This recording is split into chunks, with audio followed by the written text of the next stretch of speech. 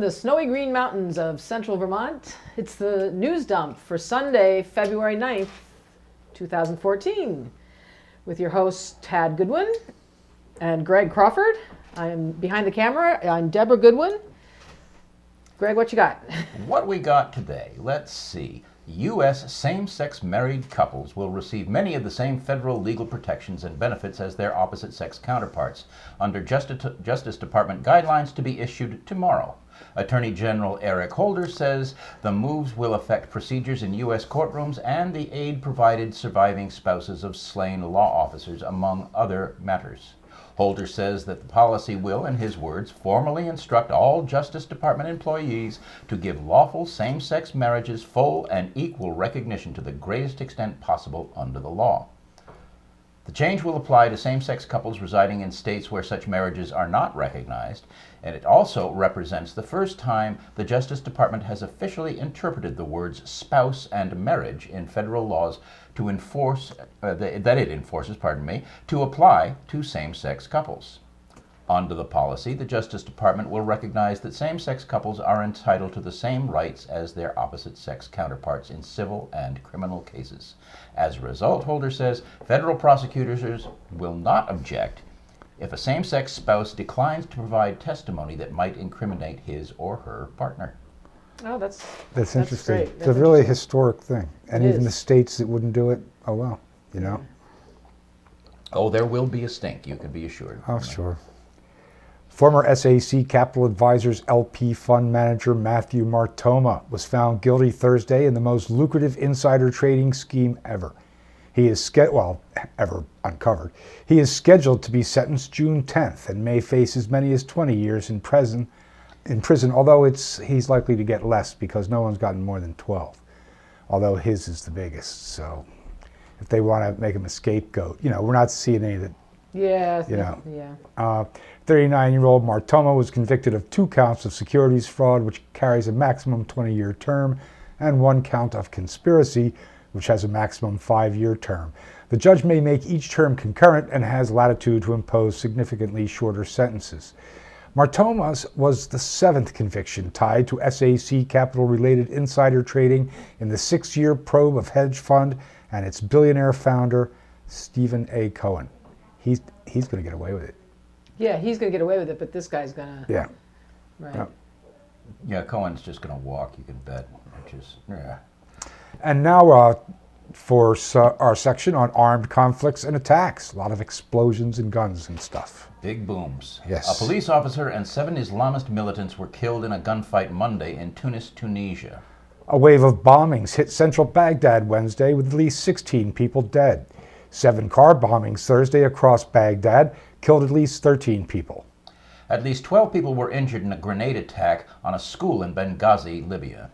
Palestinian militants in the Gaza Strip fired rockets Thursday toward the Haf Ashkelon region in southern Israel. The rockets were intercepted by Israel's Iron Dome defense system. I guess that's just a... What's that? Like a big giant I think dome it's over... anti-missile system, I suppose. Like Star Wars. It intercepts incoming missiles and blows them up. Yeah.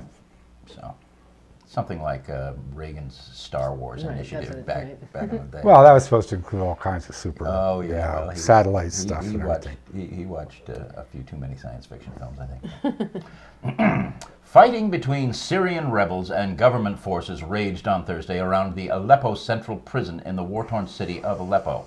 It is unclear whether rebels took control of all or part of the facility. Civilians were evacuated on Friday from a rebel-held area of the Syrian city Homs after more than 18 months under a government blockade. Some 600 civilians were evacuated from Homs, Syria, today as a tense truce between rebels and government forces is maintained. A gunman killed at least 2 people today at a Russian Orthodox cathedral in Yasno Sakhalinsk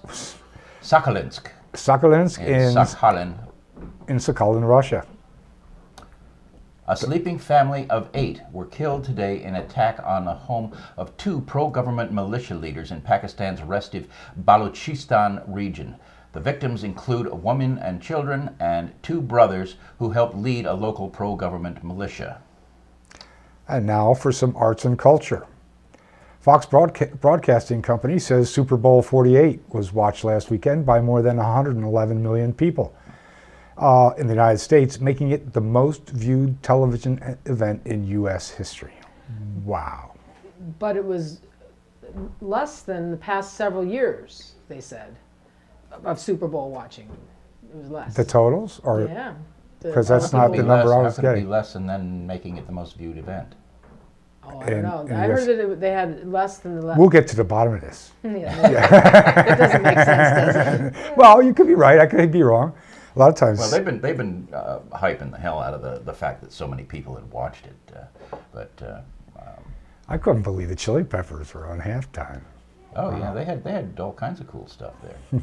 And then of course Axl Rose of Guns N' Roses had to diss them because he's a jerk anyway. But Well, did he ever do it? What? probably he's jealous, but he's might have done it he's in half years a sandwich past. short of a picnic on his best day. Anyway. Archaeologists working near the ancient settlement of Edfu in southern Egypt announced Monday that they discovered the remains of a 4,600-year-old step pyramid. Jay Leno Thursday said farewell for the second time to The Tonight Show, with guests such as Oprah Winfrey, Kim Kardashian, and Jim Parsons. His last show, and those are the people he wants on it. Yeah. Well, especially the Kardashian girl. Kim Kardashian. Definitely Probably wanted the Kardashian. ratings, you know. It's like, goodbye, But Jim Jay. Parsons Don't let is- the door hit you in the butt on the way out. Jim Parsons is very, very cool. He's one of the stars of The Big Bang Theory, which is the funniest show on television, hands down, going away. I think he's pretty cool. Anyway, the last speaker of the Native American language Klallam died on Friday in Washington State. And now for business and economy. The software company Microsoft Tuesday internally promoted Satya Nadella to be its first CEO, well, its next CEO. John W. Thompson was appointed chairman. Workers on the London Underground Wednesday began a 48-hour strike which caused disruption for millions of commuters in Greater London. Sony says it will sell its PC unit and split its TV division into a separate subsidiary as part of a restructuring program. Coca-Cola on Friday bought a 10% stake in Green Mountain Coffee Roasters for $1.25 billion. Really? Yes. Yeah, Well, big the deal. thing is that they're going, the Keurig thing, that Yes. that coffee maker with the single cup thing that Green Mountain basically invented and has been Right. promoting. Right. They're going to make something where you could make your own soda in a very similar fashion. And stuff like chicken noodle soup or bouillon, that kind of thing. They're going to have savory, hot beverages Thing. besides tea and coffee. Besides the tea and coffee. Yeah, try to make them lunch stuff, snack stuff. Huh, That's my that should understanding. Yeah. Interesting. Yeah. Yeah, well, it's coming off patent. The single serving thing that the Green Yes. Mountain. Yeah, well, the Developed. Keurig thing, because we've got a Hamilton Beach at home that accommodates those little single serve packs. Right. So. That's what Green Mountain invented. Or Yeah, they had a invented patent. the Keurig. Yeah. But I'm Yeah. not sure this is going to be the same scale. I don't know if it might not be a whole new gizmo or something or a different machine. Meanwhile, they have nothing to do with Vermont, right? They Oh. at once were based here, but they're not. Oh, I'm anymore. not Still here. certain. They're still here. Are they? Yeah, I think they're- so. They're still up in Waitsfield. Pretty sure. They might have, they've gotten really huge, but they started in Waitsfield, and they may have expanded just so that they. I think they moved their roasting Really? all down to Tennessee or something like that. Well, they like may a very year well or two have. ago. Yeah, they might have. Oh well. We'll get to the bottom of this. Yes. Updates as Stay events warrant. tuned. McDonald's yesterday opened its first Vietnam restaurant in Ho Chi Minh City. And now for disasters and accidents. Ah! Cyclone Fletcher on Monday became the third cyclone to form in a week as it crossed the Gulf of Carpentaria into Queensland, Australia. A winter storm hit the northeastern United States Monday, resulting in at least 2 deaths and thousands of flights disrupted. Pennsylvania, New Jersey, and New York were among the worst affected. They had lost more than 1 million people had lost power there for a while, and they still have about a couple of 100,000 in western Pennsylvania that aren't too warm right at the moment. But, it was the ice and everything just wrought some Right. serious havoc for them down there. At least 10 people were killed and 35 injured on Tuesday when a bus fell into a ditch while traveling between the Indian cities of Pune and Satara. They gotta learn to drive over there. Really? They got some serious problems. No xenophobia. Part of the South Devon Railway seawall carrying the railway line linking London with the west of England was washed away Thursday by a powerful storm that hit the UK overnight. Thousands of homes were also left without electricity. The English Environment Agency Thursday issued 2 severe flood warnings where there is what it described as a danger to life for Somerset in southwest England. Large areas of England and Wales were under flood warnings yesterday as another storm arrived. The Somerset levels were the worst affected area. Rail links to southwest England were cut off by the storms. Wow. Rescue workers on Thursday recovered 8 bodies from a South African gold mine in Doornkop after a fire Tuesday night. 1 worker is still missing, while another 8 were rescued. A rock slide yesterday derailed a passing train near Anat-Alpes-de-Haut province, France, causing 2 deaths. A hotel fire yesterday in Medina, Saudi Arabia, killed 15 Egyptian pilgrims and injured 130. A massive fire engulfed a warehouse holding 5,600 tons of rubber tires yesterday in Savannah, Georgia. I wouldn't want to be around there. Stinky. What a mess. 5,600 tons, that's a lot. That's a lot of Mountain, tires. yeah. A truck and a bus collided yesterday in the Argentine province of Mendoza, killing at least 17 people and injuring more than 10. Large snowstorms yesterday in Japan killed 6 people and injured more than 600. Authorities in Australia issued emergency brushfire warnings today for numerous parts of the state of Victoria. Conditions are the worst recorded since the so-called Black Saturday bushfires on February 7, 2009. Fire destroyed several homes today in northeast Melbourne. Okay, we're going to take a break. We're going to go to Gregory Crawford's weekly rant, which we recorded a couple days ago. Then we're going to come right back, so stick around. Hi, I'm Greg Crawford with the Friday News Dump, brought to you by World News Trust. For years now, those on the dark side of the aisles in both houses of Congress have been systematically hamstringing and undermining government agencies on the federal, state, and local levels in a concerted effort to privatize everything from public education to broad swaths of the military. The diseased minds that think the sun shines out of Ayn Rand's bony dead butt are the principal proponents of privatization. But there are far, far too many supposed Democrats who think that idea is just dandy. Now, the English language is the most versatile and adaptive language on earth, but there isn't a word in English or in any other language, I'm willing to bet, that adequately describes how horrifically wrong-headed, not to mention willfully destructive, these greedy sociopaths really are. Privatization is just a euphemism for a sneaky backdoor corporate coup d'etat of representative democracy in this country. Our government is, by definition, us. Of course, we can't all be in Washington, D.C. at the same time. The place is crowded enough as it is. So we elect people we think we can trust to be our representatives and senators. It is their responsibility to look out for our interests. Unfortunately, the vast majority of these people can't be trusted any further than a baby can throw a bus. And, contrary to what the corporatists would have us believe, our government is not now and never was intended to be run as a business. Because that removes we the people from the equation, and that is not democracy. But then the people behind all of this privatization insanity secretly abhor democracy in any and every form. Oh, they spew the appropriate rhetoric and go through the accepted motions that pass for patriotism nowadays. But actions speak far louder than words. Even though many of privatization's most vociferous cheerleaders may be too dirt stupid to realize it, the philosophy they espouse is the modern mutant spawn of Mussolini and Hitler. It is the collusion of big government and big business to financially benefit a few at the expense of the populace. Sound familiar? Incidentally, Benito Mussolini didn't like the term fascism. He preferred to call his system of government corporatism. Conservatives are pathological liars. They have to lie, because only lies can justify the toxic malice that is the sum total of their political and economic philosophy. One of their current pants-on-fire whoppers concerns Social Security.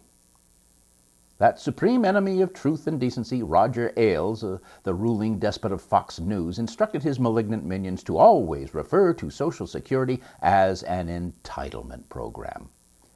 It isn't any such thing. Working Americans pay withholding on every penny they earn. The rich only pay on the first $110,000 of their fortunes.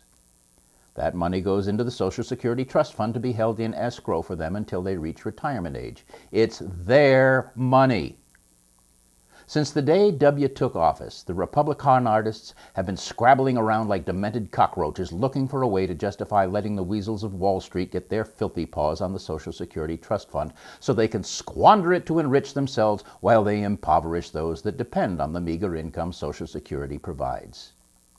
They try to link Social Security to the totally fabricated deficit crisis, when in fact Social Security is a closed system. It does not contribute one penny to the deficit. And reducing Social Security payments to the elderly will not contribute one penny to reducing the deficit. They also lie when they say that Social Security is going broke. It isn't. In fact, it has a huge surplus. And if the government paid back all the IOUs it gave the trust fund after illegally raiding it to pay for other programs or to inflate Clinton's budget surplus, it would remain perfectly solvent far into the future. It could even afford to pay retirees a livable income. Let's see, what else? It's hard to think of anything they haven't lied about. We've recently talked about the efforts to privatize public education by forcing even good schools into failure with the draconian standards imposed by the cynically misnamed No Child Left Behind Act. Oh, and then there's the effort to kill the U.S. Postal Service. Did you know that the Post Office is the only agency, public or private, that is required to fund its retirement program 75 years in advance? This crippling obligation was perpetrated by a midnight hour voice vote that the Democrats weren't even told about. And they have passed myriad arcane laws to restrict its ability to develop new revenue streams.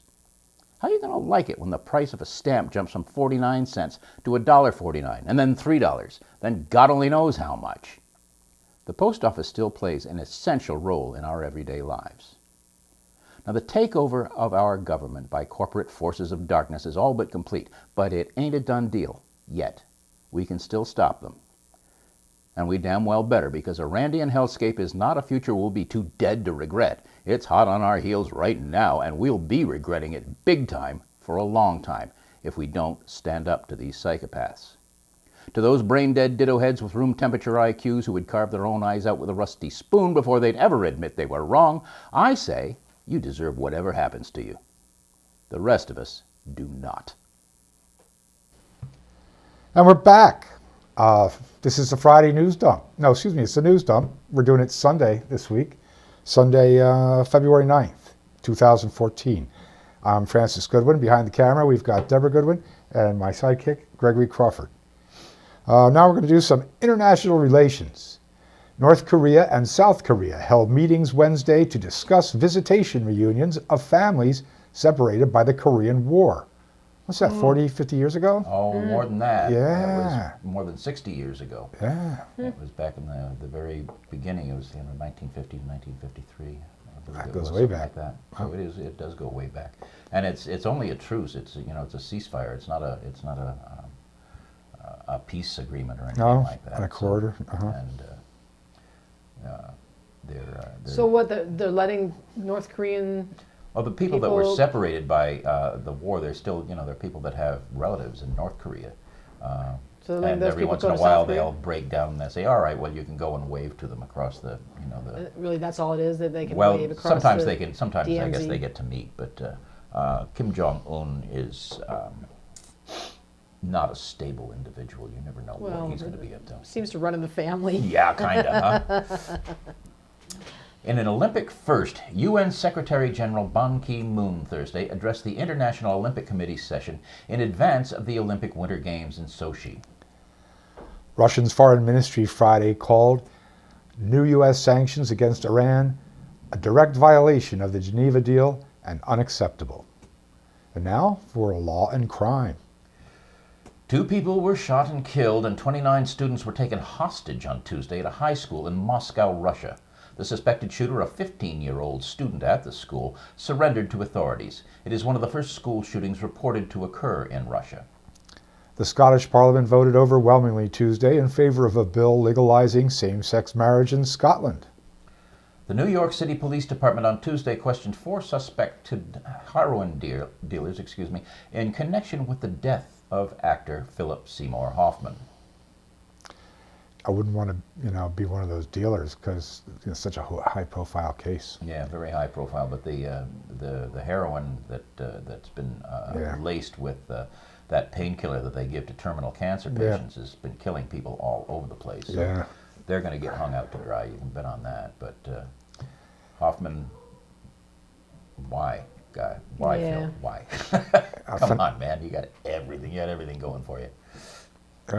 What is it, Fanatol, something like that? I don't know how to pronounce it. Fentanyl or something like that. It was, right. Anyway, nasty shit. Yeah.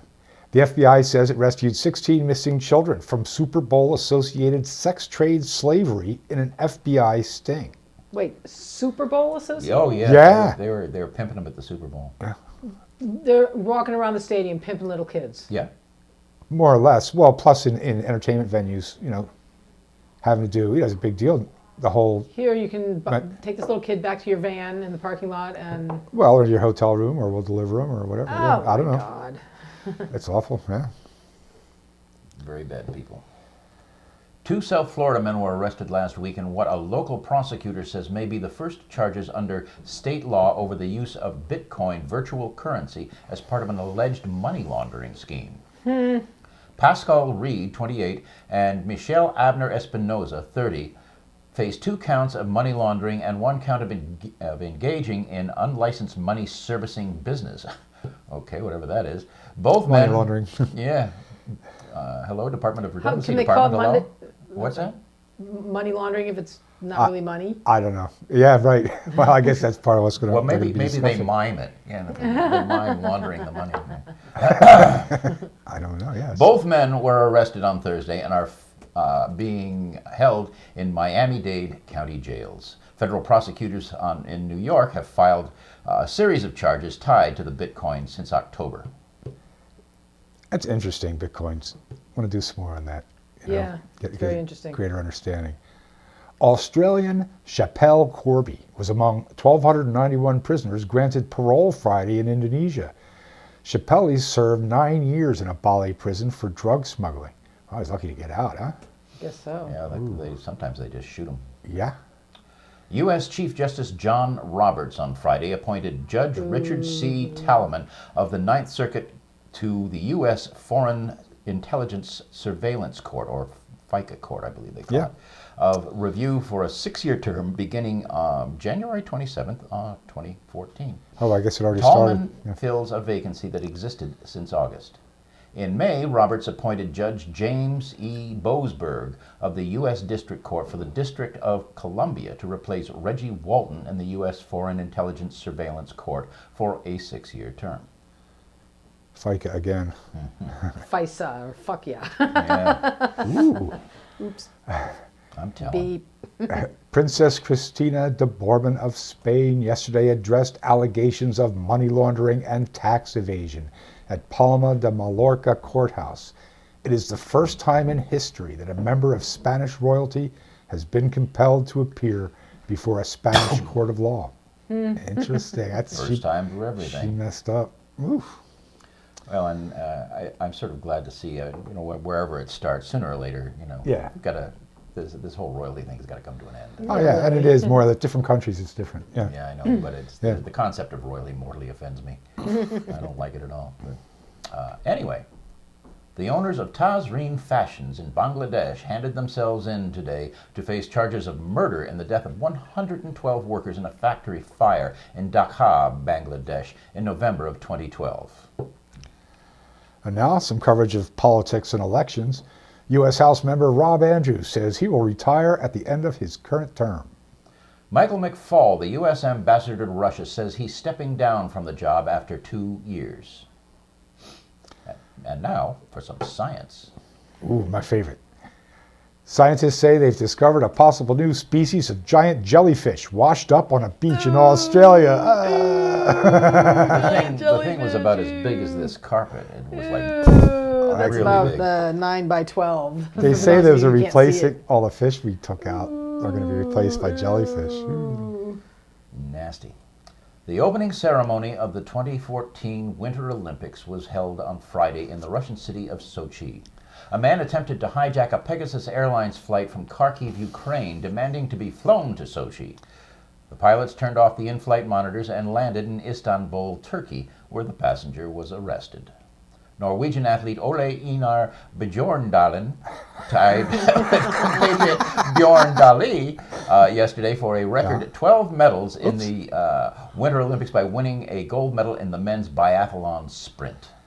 Now, if you want any more Olympic coverage, just turn any other channel on, go look anywhere. You know, it's probably one of the most covered things in the universe, so we don't need to... I wanted to hear the stories about, the non-functioning toilets in the hotel room. Hotel rooms without windows. Yeah. And one poor guy, the toilet, the door to the bathroom locked, and he was stuck in there. He had to break through the door in order to get out of there. To get to his event. Nobody was around to let it to save him. To get to his event. Well, there's another big fascinating story to me is, like all the snow there yeah. is totally artificially produced. They had these special blankets that they covered the slopes with from last year's snow to hold some of it, and then they've been making snow ever since. Yeah, and spreading it around. And, right. But the thing is, Sochi is so southerly that there are actually palm trees in that town. Right, it's by the Black Sea, right? But yeah, I believe so. Right. But Putin likes the place, so that's where it was going to be. That's right. And so what if there's no snow? We make snow. At least he's snow now. At least he's kept his shirt on for now. He's a clown. The developer of Flappy Bird, currently the most popular free mobile game on Apple App Store and Google's Android Play Store, took the game down today. So it was popular. Robin said it's not down. It's not? It was. I thought it was supposed to go down at 1700 GMT, which is noon.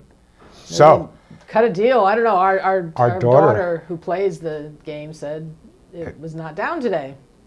Well, why were they taking it down? Because it's very similar to Pac-Man. Oh, so there's.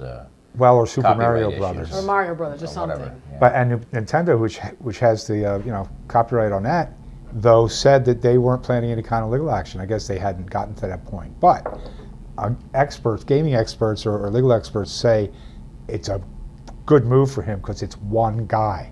Usually there's a team of 100 or so programmers making these games. Now this game's kind of dinky or kind of simplistic, supposedly, relatively speaking, but it's just him. So he doesn't even have anybody answering the phone or anything. So he's making $50,000 a day on this now. Ooh. So he's got at least a few $1 million in his pocket, and he's smart. Step back.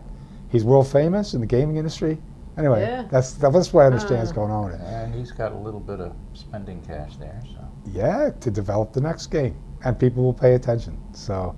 And supposedly it really was really addictive. People are saying their whole family's infected and stuff. Sitting around on Christmas just doing it. Yeah. Let's see. He announced the grounding yesterday in a tweet. Experts say I already went through that. Dong. Oh yeah. Dong. Yeah. The Android version alone was downloaded 50 million times and attracted 500,000 reviews. That's people like saying it was good, or please help me. Indeed. Now, ladies and gentlemen, you might know if you've been, come out from under your rock every now and then, that today, February 9th, is the 50th anniversary of the appearance of the Beatles on the Ed Sullivan Show, and there's going to be a little tribute show and things like that, and the surviving members will sing a song or two, and it's probably going to be big fat fun. And I always like the Beatles. And it's also the anniversary of the publication of the issue of the Saturday Evening Post that featured the Beatles on the cover. And there was a big story about them inside, but it also featured a cartoon about the Beatles by yours truly. I was a junior in high school at the time, and I sent this cartoon idea into the Saturday Evening Post, and they said, hey, yeah, we'll give you $75 for that. And I said, wow, that's really cool. So I was a hero in school for a little while, and then after a couple of weeks went back to being the weird kid that drew cartoons in the back of algebra class. I can draw much better now than I did then, but my algebra still sucks. But this was the cartoon. I wasn't able to get a copy of the And bring it up too.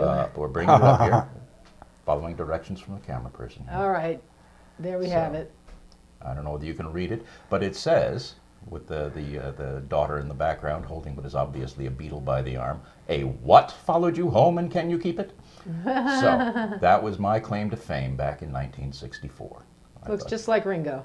I was reading that while they were really wild in certain ways with their shaggy hair, that the Edwardian suits and whatnot, they really were able to kind of get through the radar, and they were really well liked. Yeah, I heard Ringo being interviewed, and he was going on about the suits, that they were just so very important. That set them apart from all the other bands, that they had the suits. Yeah. Right. There you have it. Pretty wild, Greg. Cool. Yeah. Pretty cool. You should check out Gregory Crawford's website. What is it? Crawford.airlight.us. Yeah. Greg's an incredible artist. He's in several different media. His watercolors are especially nice. Does a lot of logos and whatnot. Check it out. Crawford.airlight.us. And that's it for our news dump for Sunday, February 9th, 2014. I'm Francis Goodwin. This is Gregory Crawford. Behind the camera, we have Deborah Goodwin. Thank you so much for joining us. We got a lot planned. We're going to start going multi-camera, and eventually we get the bandwidth. We'll start streaming to you all the time. See you later. See you next week.